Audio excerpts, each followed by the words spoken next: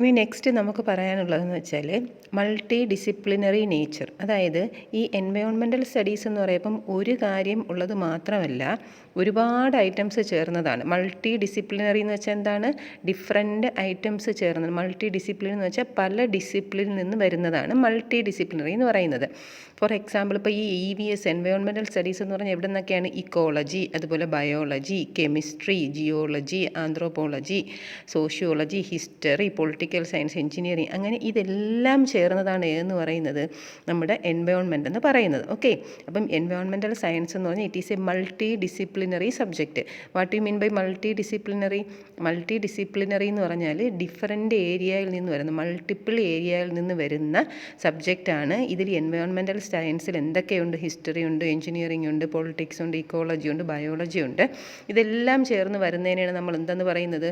Multi disciplinary subject എന്ന് പറയുന്നത്. Okay, ഇനി നെക്സ്റ്റ് നമുക്കൊരു മെയിൻ പോർഷൻ പഠിക്കാനുള്ളതെന്ന് പറഞ്ഞാൽ എൻവയോൺമെൻറ്റൽ സെഗ്മെൻറ്റ്. ഒരു ഇമ്പോർട്ടൻ്റ് ആയിട്ടുള്ളൊരു ഏരിയയാണ്. എല്ലാ പരീക്ഷയ്ക്കും എസ്സേക്ക് ചോദിക്കുന്നൊരു സബ്ജക്റ്റാണ്, ഒരു ഏരിയയാണ് എൻവയോൺമെൻറ്റൽ സെഗ്മെൻറ്റ് എന്ന് പറയും. ഓക്കെ, അപ്പോൾ ഈ എൻവയോൺമെൻറ്റ് നമ്മൾ പറഞ്ഞു എന്താണ്? നമ്മുടെ സറൗണ്ടിങ്സിനെയാണ് നമ്മൾ എന്തെന്ന് പറയുന്നത്? എൻവയോൺമെൻറ്റ് എന്ന് പറയുന്നത്. ഓക്കെ, അപ്പം ഈ എൻവയോൺമെൻറ്റിൽ പല സെഗ്മെൻറ്റുകളുണ്ട്. സെഗ്മെൻറ്റ് എന്ന് പറഞ്ഞാൽ എന്താണ്ട്? പല ഗ്രൂപ്പുണ്ട്. അതെ, ഇപ്പോൾ എൻവയോൺമെൻറ്റ് എന്ന് പറഞ്ഞാൽ നമ്മുടെ ഈ അന്തരീക്ഷം, സറൗണ്ടിങ്സ് മാത്രമല്ല, അതിൽ പല തരത്തിലുള്ള, ഇപ്പം ഫോർ എക്സാമ്പിൾ പ്ലാന്റ്സ് ഉണ്ട്, അതുപോലെ തന്നെ പാറകളുണ്ട്, കല്ലുകളുണ്ട്, വെള്ളമുണ്ട്. അപ്പം ഇതൊക്കെ എൻവയോൺമെൻറ്റിൻ്റെ സെഗ്മെൻറ്റാണ്. അപ്പോൾ എൻവയോൺമെൻറ്റ് സെഗ്മെൻറ്റ് നമുക്ക് 4ആയിട്ട് തരംതിരിക്കാം. നമ്മുടെ ടെക്സ്റ്റിൽ ക്ലാസിഫിക്കേഷൻ 3 ഉള്ളൂ, പക്ഷേ നമുക്ക് മെയിനായിട്ട് 4ആയിട്ട് തരംതിരിക്കാം. അതിൽ ഫസ്റ്റ് വൺ എന്ന് പറയുന്നത് lithosphere, second one hydrosphere, third one എന്ന് പറഞ്ഞാൽ ബയോസ്ഫിയർ, ആൻഡ് ഫോർത്ത് വൺ എന്ന് പറയുന്നത് അറ്റ്മോസ്ഫിയർ. ഓക്കെ, ഇത് നിങ്ങൾ നമ്മൾ ഈ ജിയോഗ്രഫിയൊക്കെ പണ്ട് പഠിച്ചിരുന്നപ്പോൾ പഠിച്ചിട്ടുള്ളതാണ്. എൻവയോൺമെൻറ്റൽ സെഗ്മെൻറ്റ്, എൻവയോൺമെൻറ്റ് പരിസ്ഥിതിയുടെ പല ഘട്ടങ്ങൾ അല്ലെങ്കിൽ പല തരങ്ങളിൽ 4 എണ്ണമാണ് ഉള്ളത്. ഒന്നെന്ന് പറഞ്ഞാൽ എന്താണ്? ലിത്തോസ്ഫിയർ, ഓർമ്മയുണ്ടാകും. 2 എന്ന് പറയുന്നത് ഹൈഡ്രോസ്ഫിയർ, 3 എന്ന് പറയുന്നത് ബയോസ്ഫിയർ, 4 എന്ന് പറയുന്നത് എന്താണ്? അറ്റ്മോസ്ഫിയർ. ഇത് ആ പേരിൽ തന്നെയുണ്ട് എന്താണെന്നുള്ളത്. ഓക്കെ, അപ്പം നോക്കിക്കേ, ഈ ഒരു പിക്ചർ നോക്കിക്കേ. ഈ ഒരു പിക്ചറിൽ കണ്ടാൽ നിങ്ങൾക്ക് മനസ്സിലാവും എന്താണ് അറ്റ്മോസ്ഫിയർ എന്നും, എന്താണ് ബയോസ്ഫിയർ എന്നും, എന്താണ് ലിത്തോസ്ഫിയർ എന്നും, അതുപോലെ തന്നെ എന്താണ് ഹൈഡ്രോസ്ഫിയർ എന്നും. ഓക്കെ, ആ പിക്ചർ നോക്കിക്കേ. ആ പിക്ചറിൽ ഫസ്റ്റ് പറയണം നോക്കിയാണ് അറ്റ്മോസ്ഫിയർ. എന്താ അറ്റ്മോസ്ഫിയർ എന്ന് പറഞ്ഞാൽ എന്താണ്? അറ്റ്മോസ്ഫിയർ എന്ന് പറഞ്ഞാൽ അന്തരീക്ഷം. ഇപ്പം ഇതാണ് നമ്മുടെ ഭൂമി. ഈ ഒരു പിക്ചറിൽ കാണുന്നതാണ് നമ്മുടെ ഭൂമിയിൽ കാണിക്കുന്നത്. ഓക്കെ, ഈ ഭൂമിയിലെ ഏറ്റവും മുകളിലത്തെ ഏരിയ എന്ന് പറഞ്ഞാൽ അറ്റ്മോസ്ഫിയർ. കേട്ടിട്ടില്ലേ? അന്തരീക്ഷം. അറ്റ്മോസ്ഫിയർ എന്ന് പറഞ്ഞാൽ എന്താണ്? അന്തരീക്ഷം. അപ്പോൾ അതാണ് ഏറ്റവും മുകളിലത്തെ. അപ്പോൾ മനസ്സിലായല്ലോ, നമ്മളുടെ മുകളിൽ നിൽക്കുന്ന, നമ്മുടെ ഭൂമിക്കും മുകളിൽ നിൽക്കുന്ന കാര്യത്തെയാണ് നമ്മൾ എന്തെന്ന് പറയുന്നത്? അറ്റ്മോസ്ഫിയർ അല്ലെങ്കിൽ അന്തരീക്ഷം എന്ന് പറയുന്നത്. ഓക്കെ, 2 എന്ന് പറഞ്ഞാൽ എന്താണ്ട്? ബയോസ്ഫിയർ. ബയോ എന്ന് പറഞ്ഞാൽ എന്താ? ബയോസ്ഫിയർ എന്ന് പറഞ്ഞാൽ എന്താ? ജൈവജാലങ്ങൾ അല്ലെങ്കിൽ ജീവജാലങ്ങളും സസ്യജാലങ്ങളും താമസിക്കുന്ന ഏരിയയാണ് എന്തെന്ന് പറയുന്നത്? ബയോസ്ഫിയർ എന്ന് പറയുന്നത്. ഫോർ എക്സാമ്പിൾ ഇപ്പം നമ്മൾ താമസിക്കുന്ന ഈ ഒരു പ്രതലം, അതിനെയാണ് നമ്മൾ എന്തെന്ന് പറയുന്നത്? ബയോസ്ഫിയർ എന്ന് പറയുന്നത്. ഇനി ലിത്തോസ്ഫിയർ എന്ന് പറഞ്ഞാൽ എന്താ? ഇത് നിങ്ങൾ പഠിച്ചിട്ടുള്ളതാണ്. ലിത്തോസ്ഫിയർ എന്ന് പറഞ്ഞാൽ എന്താണ്? ഈ പാറകൾ, കല്ലുകൾ, അങ്ങനെ ഒരു ഏരിയ ഉണ്ടല്ലോ, അതിനെയാണ് ഈ ലിത്തോസ്ഫിയർ. കണ്ടിട്ടില്ലേ? ഒരു ബ്രൗൺ കളറിലാണ് ഇവിടെ കാണിച്ചിരിക്കുന്നത്. അതാണ് നമ്മൾ എന്തെന്ന് പറയുന്നത്? ലിത്തോസ്ഫിയർ എന്ന് പറഞ്ഞത്. ആൻഡ് നെക്സ്റ്റ് വൺ എന്ന് പറഞ്ഞാൽ എന്താണ്? ഹൈഡ്രോസ്ഫിയർ. എന്താ ഹൈഡ്രോ എന്ന് പറഞ്ഞാൽ എന്താ? വെള്ളം അല്ലേ? നമ്മുടെ കടലും അതുപോലെ തന്നെ കായലുകളും സമുദ്രങ്ങളൊക്കെ ചേർന്ന ഹൈഡ്രോസ്ഫിയർ. ഓക്കെ, അപ്പോൾ എൻവയോൺമെൻറ്റൽ സെഗ്മെൻറ്റിൽ ഇത് ഇമ്പോർട്ടൻ്റ് ആണ്. എൻവയോൺമെൻറ്റൽ സെഗ്മെൻറ്റ് എസ്സേക്ക് ചോദിക്കുന്ന ഒരു പാർട്ടാണ് എൻവയോൺമെൻറ്റൽ സെഗ്മെൻറ്റ് എന്ന് പറഞ്ഞാൽ. എൻവയോൺമെൻറ്റൽ സെഗ്മെൻറ്റ് എന്ന് പറഞ്ഞാൽ എന്താണ്? എൻവയോൺമെൻറ്റ് മെയിനായിട്ട് 3 അല്ലെങ്കിൽ 4 എന്ന് പറയാം. ഓക്കെ, നമുക്ക് 4 പഠിക്കാം. 4 സെഗ്മെൻറ്റാണ് ഉള്ളത്. അതിൽ ഫസ്റ്റ് വൺ ഏതാണ്? ഏറ്റവും മുകളിലത്തെ എന്താണ്? അറ്റ്മോസ്ഫിയർ. അപ്പോൾ ആ ഒരു ഓർഡറിൽ പഠിച്ചാൽ മതി. ഏറ്റവും മുകളിൽ എന്താണ്? അറ്റ്മോസ്ഫിയർ, അന്തരീക്ഷം. 2 എന്ന് പറഞ്ഞാൽ എന്താണ്? ബയോസ്ഫിയർ, അതായത് നമ്മളൊക്കെ താമസിക്കുന്ന സ്ഥലം. നെക്സ്റ്റ് എന്ന് പറഞ്ഞാൽ എന്താണ്? ലിത്തോസ്ഫിയർ. ലിത്തോസ്ഫിയർ എന്ന് പറഞ്ഞാൽ എന്താണ്? ഈ പാറകളും കല്ലുകളും മണ്ണുകളൊക്കെ ഉള്ളതാണ് ലിത്തോസ്ഫിയർ. ആൻഡ് ലാസ്റ്റ് വൺ എന്ന് പറഞ്ഞാൽ എന്താണ്ട്? ഹൈഡ്രോസ്ഫിയർ. മനസ്സിലായല്ലോ? ലാസ്റ്റ് വൺ എന്ന് പറഞ്ഞാൽ ഹൈഡ്രോസ്ഫിയർ. ഓക്കെ, അപ്പോൾ ഇതിൽ എന്തെങ്കിലും ഡൗട്ട് ഉണ്ടെങ്കിൽ ചോദിക്കുക.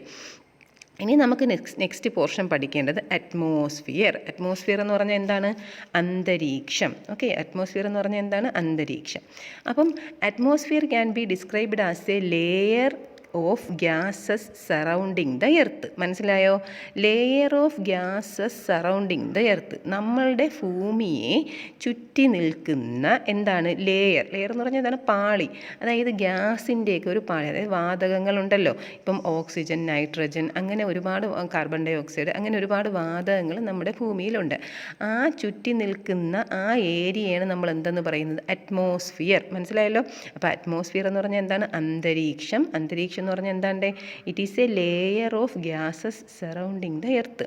എർത്തിനെ ഭൂമിയെ സറൗണ്ട് ചെയ്ത് നിൽക്കുന്ന ഏത് ലെയറിനെ, പാളിയാണ് നമ്മൾ എന്തെന്ന് പറയുന്നത്? അറ്റ്മോസ്ഫിയർ എന്ന് പറയുന്നത്. It extend beyond the earth surface to many 100 kilometres. മനസ്സിലായോ?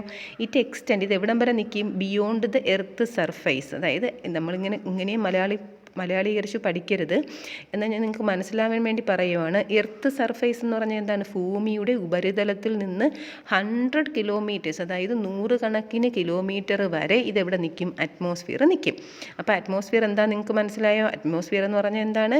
Layer of gases surrounding the earth. അതായത് ഒരു പാളിയാണ്.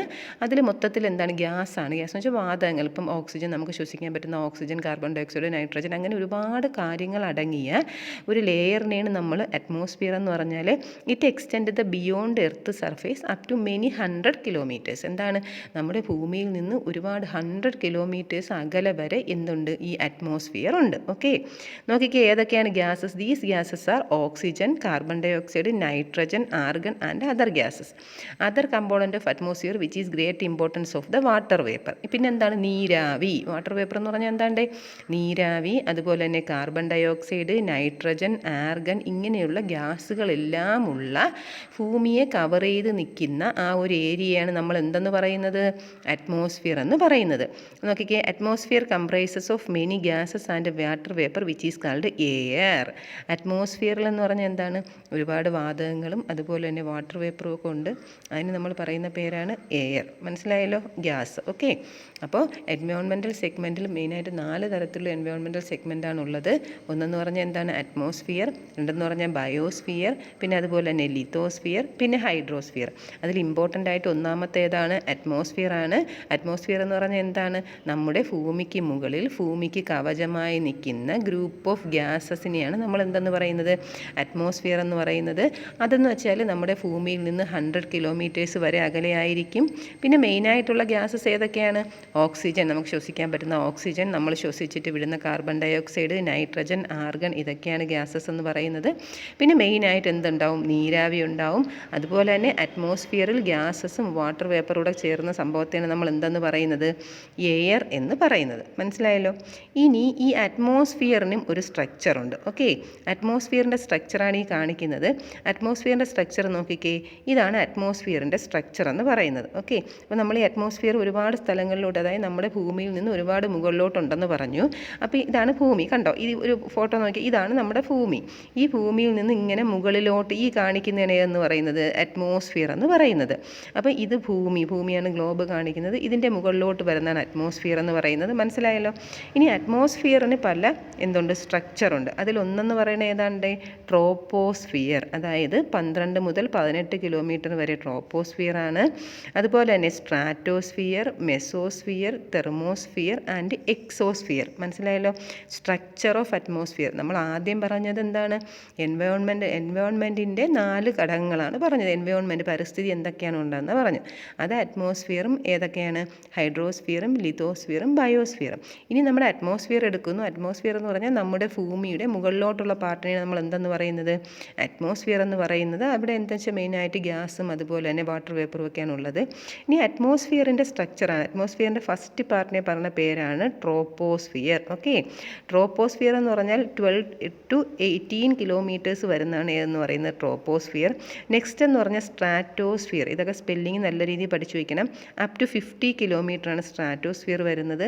നെക്സ്റ്റ് എന്ന് പറഞ്ഞാൽ മെസോസ്ഫിയർ. മെസോസ്ഫിയർ എന്ന് പറഞ്ഞാൽ എന്തായിരിക്കും? അപ് ടു 80 കിലോമീറ്റേഴ്സ് ആണ്. നെക്സ്റ്റ് എന്ന് പറഞ്ഞാൽ തെർമോസ്ഫിയർ ആണ്. അപ് ടു 700 കിലോമീറ്റേഴ്സ് ആണ്. ആൻഡ് എക്സോസ്ഫിയർ ആണ് ഏറ്റവും മുകളിൽ. എക്സോസ്ഫിയർ എന്ന് പറഞ്ഞാൽ എന്താണ്? 10,000 കിലോമീറ്റേഴ്സ് ആണ്. മനസ്സിലായല്ലോ? അപ്പോൾ ഇത് നല്ല രീതിയിൽ സ്പെല്ലിങ്ങുകളൊക്കെ കറക്റ്റായിട്ട് പഠിച്ചു വയ്ക്കണം. സ്പെല്ലിംഗ് മിസ്റ്റേക്കുകൾ ഒരിക്കലും വരാൻ പാടില്ല. ഞാൻ സ്പെല്ലിങ് നിങ്ങളുടെ അടുത്ത് ചോദിക്കും, അപ്പോൾ നിങ്ങൾ പറയണം. അപ്പം നോക്കിക്കേ, അറ്റ്മോസ്ഫിയർ നമ്മുടെ ഭൂമിയുടെ മുകളിലോട്ടുള്ള അറ്റ്മോസ്ഫിയറിൻ്റെ പാർട്ട് കണ്ടല്ലോ. ആദ്യം ഒന്ന് ഏതാണ്? Troposphere, then stratosphere, then mesosphere, then thermosphere and next എന്ന് പറഞ്ഞാൽ എന്താണ്ട്? എക്സോസ്ഫിയർ. ഓക്കെ, അപ്പോൾ ഇത് ജസ്റ്റ് കേൾക്കുക. കേട്ടതിന് ശേഷം എന്തെങ്കിലും ഡൗട്ട് ഉണ്ടെങ്കിൽ ചോദിക്കുക. ഓക്കെ.